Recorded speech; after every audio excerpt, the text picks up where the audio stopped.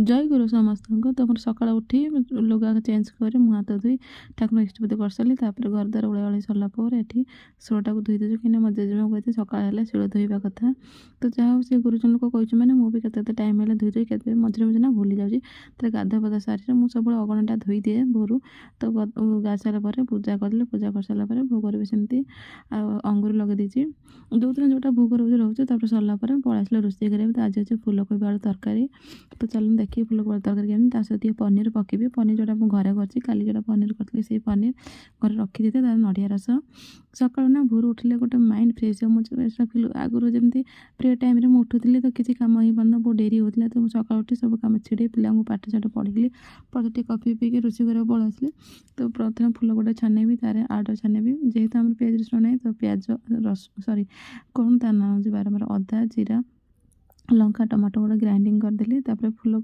पनीरटा को भी भाजी नहीं पनीरटा ना मतलब कंचा जमा भल लगे ना सब ना घरे ही पनीर करे घर पनीर मतलब भल लगे तो टी चीनी पकईली टी चीनी पकई सारापर छुंक जीरा टी कंचा लंका से पेस्ट पकई धनिया पाउडर हलदी पाउडर सहित पकईले कस्तूरी मेथी हेंगू टी ये जो पकईली ना 2-3टा पनीर को ग्राइंडिंग कर पकईली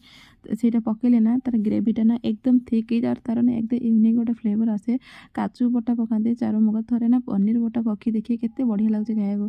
यहाँ टी नड़िया रस रखीदेली नड़िया रस टे पकईदेवी सब कषा कषि भल होगला नड़िया रस पकड़े जो भल तरकारीटा कषा हे ना तार टेस्ट भी बहुत बढ़िया लगे जदि आप वीडियो को मो चैनल को सब्सक्राइब करना प्लीज सब्सक्राइब करने आ देखो तरकारीटा देखा जी सुंदर ना खाए एकदम मजेदार था आत बढ़िया तार बास्ना था सहित रोटी करनेली देखो मत ना प्रथम रोटी कर बिल्कुल भी आसना पर धीरे धीरे ना समय समस्त सब किसी शिखई दिए जोटा कि मुझे शिखेले थर मैंने गोटे